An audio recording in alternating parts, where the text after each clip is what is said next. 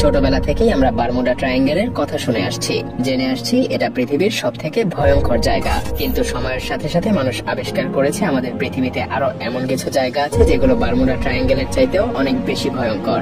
সেসব জায়গাগুলোতে হাজার হাজার বছর ধরে ঘটে আসছে নৃশংস সব ঘটনা, যেখানে মানুষ গেলে আর কখনোই ফিরে আসে না। তো চলুন ঘুরে আসা যাক এই শহরে কোলাহল থেকে হাজার হাজার মাইল দূরে অবস্থিত জনবিচ্ছিন্ন এসব মৃত্যুফাত থেকে। কোভেগ্লি আইল্যান্ড, এটা উত্তর ইতালির ভেনিস এবং লিডোর মধ্যে অবস্থিত একটা ছোট্ট দ্বীপ। এটাকে বলা হয় ভূতের দ্বীপ বা নো রিটার্ন দ্বীপ। এখানে একটা পরিত্যক্ত মানসিক হাসপাতাল আছে। বলা হয়ে থাকে এখানে 1920-এর দশকে ভয়াবহ সব কেমিক্যাল নিয়ে পরীক্ষা নিরীক্ষা করা হতো। আজ থেকে প্রায় 600 বছর আগে ইউরোপে প্লেগ রোগ মহামারী আকারে ছড়িয়ে পড়েছিল। এতে ইউরোপের প্রায় 3 ভাগের 1 ভাগ মানুষ মারা যায়। সেই সময়টাতেও এই দ্বীপটা ব্যবহার করা হতো। যে কারোর মধ্যে প্লেগ রোগের কোনো লক্ষণ দেখা দিলে তাকে এই দ্বীপে এনে ফেলে রাখা হতো। এছাড়াও অসংখ্য মানুষকে গণকবরও দেয়া হয়েছিল এই দ্বীপে। অনেককে আবার পুড়িয়েও মারা হয়েছিল বিভিন্ন সংক্রামক সব রোগের জন্য। ইতিহাসে দ্বীপটাতে এতটাই নৃশংস ঘটনা ঘটেছিল যে এখন ইউরোপের মানুষ এখানে আসতেই ভয় পায়। রান ইট আইল্যান্ড, এই দ্বীপ প্রশান্ত মহাসাগরের মার্শাল দ্বীপপুঞ্জের 40টা দ্বীপের মধ্যে একটা। বাংলায় এর ডাকনাম হলো কবরস্থান।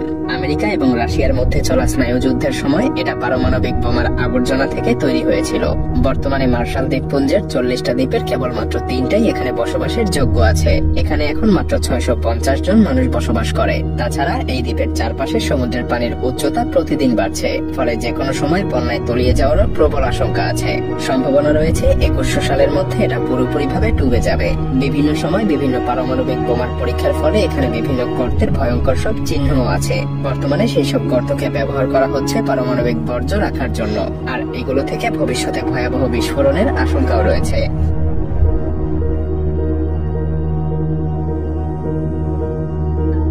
সাবা আইল্যান্ড, এটা 18 বর্গ কিলোমিটার জুড়ে বিস্তৃত একটা আগ্নেয়গিরির দ্বীপ, যা আমেরিকার সেন্ট মার্টিন থেকে প্রায় 50 কিলোমিটার দক্ষিণে অবস্থিত।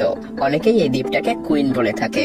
এর উচ্চতা প্রায় 877 মিটার। এই দ্বীপের মোট বাসিন্দা আনুমানিক 1800 জন। এই দ্বীপের জমি খুবই উর্বর হওয়ায় এখানে আছে প্রচুর পরিমাণে গাছপালা। দ্বীপটার প্রতিটা ঘর সাদা রং করা এবং এর ছাদ লাল রঙের হয়ে থাকে। পাশাপাশি তাদের পানির অভাব পূরণ করার জন্য রয়েছে ঘরের পাশেই ছোট্ট একটা কূপ। যোগাযোগের জন্য দ্বীপটাতে রয়েছে মাত্র একটা রাস্তা। এত সৌন্দর্যের মাঝেও এই দ্বীপের ভয়ানক দিক হলো এই দ্বীপ মাঝে মধ্যেই ভয়ঙ্কর সব ঝড়ের কবলে পড়ে। গত 12 বছরে এই দ্বীপের উপর দিয়ে প্রায় 64টা হারিকেন বয়ে গেছে, যা কোনো দুঃস্বপ্নের চাইতে কম কিছু না। এমনকি যে কোনো সময় এই দ্বীপটা ডুবে যাওয়ারও প্রবল সম্ভাবনা রয়েছে।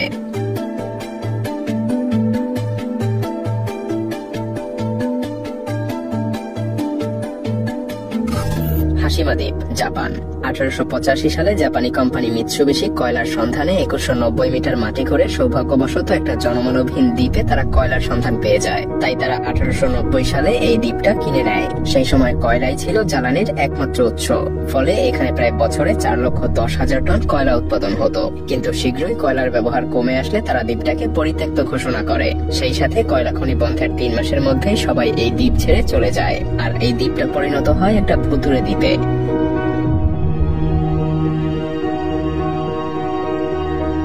সেন্ট কিল্ডা, যুক্তরাজ্য।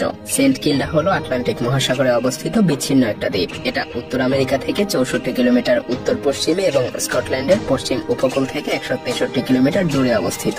এই দ্বীপের মোট জনসংখ্যা মাত্র 100 জন। 1851 সালের পরে সম্ভবত জনসংখ্যা কখনো 180ও ছাড়ায়নি।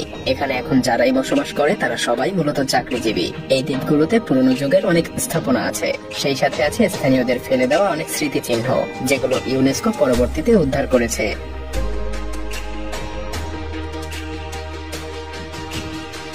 ক্রিস্টান ডা কুনহা, দক্ষিণ আফ্রিকা। এটা পৃথিবীর অন্যতম বিচ্ছিন্ন একটা দ্বীপ। দ্বীপটার অবস্থান সেন্ট হেলেনা থেকে প্রায় 1514 মাইল দূরে। এই দ্বীপে আসতে হলে 15 ঘন্টার ফ্লাইট এবং তারপর 6 দিনের নৌকা ভ্রমণ করতে হবে। তবে আশ্চর্যের ব্যাপার হলো এই দুর্গম অঞ্চলেও মানুষ বাস করে।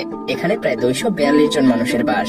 এখানে প্রতি বছর পর্যটকদের ভ্রমণের জন্য একটা নির্দিষ্ট সময় দিয়ে দেয়া হয়। তখনই কেবল টুরিস্টরা এই দ্বীপটাতে ভ্রমণ করতে পারে।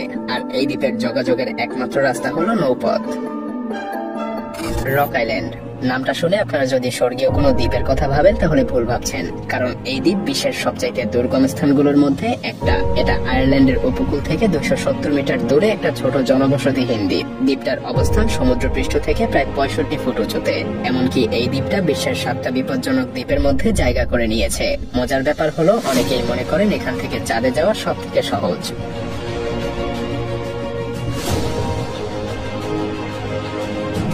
মিয়াকি আইল্যান্ড এই দ্বীপের সবচাইতে ভয়ঙ্কর ব্যাপার হলো এখানে অনেক ক্ষতিকর বিষাক্ত পদার্থ আছে।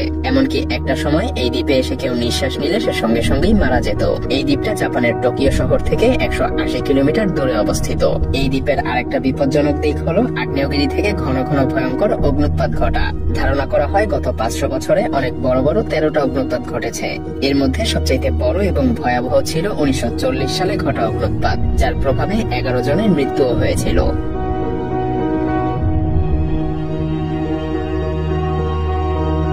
পাপুয়া নিউগিনি এমন মানুষ খুঁজে পাওয়া কঠিন যারা কিনা পাপুয়া নিউগিনির নাম শোনেনি। এখানে প্রায় 700টা ভিন্ন ভিন্ন ভাষা এবং কালচারের মানুষ একসাথে বাস করে। তবে এখানে ভ্রমণ করতে যাওয়া আর ইচ্ছে করে নিজের পায়ে কুড়াল মারা যেন একই কথা, কারণ যে কোনো মুহূর্তে আপনি এখানে ছুরি দিয়ে আঘাত পেতে পারেন। তাছাড়া সারা বছর এই দ্বীপে প্রাকৃতিক দুর্যোগ লেগেই থাকে।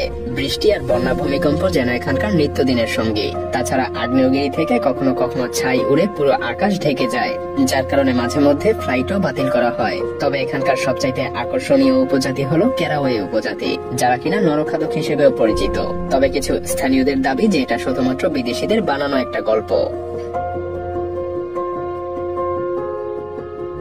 হাউল্যান্ড দ্বীপ হাউল্যান্ড একটা ছোট্ট দ্বীপ হলেও অনেক বড় বড় দ্বীপের থেকে এটা অনেক বেশি রহস্যে ঘেরা একটা দ্বীপ। অথবা এটা বলা যায় যে এটা প্রশান্ত মহাসাগরে অবস্থিত জনমানবহীন প্রবাল প্রাচীর। অবাক করা ব্যাপার হলো এই দ্বীপ হাজার হাজার বছর ধরে সামুদ্রিক প্রাণীর কঙ্কালে জমে জমে তৈরি হয়েছে। দ্বীপটা মূলত বিখ্যাত হয়ে ওঠে 1937 সালে, যখন অ্যামেলিয়া ইয়ারহার্ট নামক এক ব্যক্তি এই দ্বীপে এসে রহস্যজনকভাবে হারিয়ে যায়। তাকে আর কখনোই খুঁজে পাওয়া যায়নি।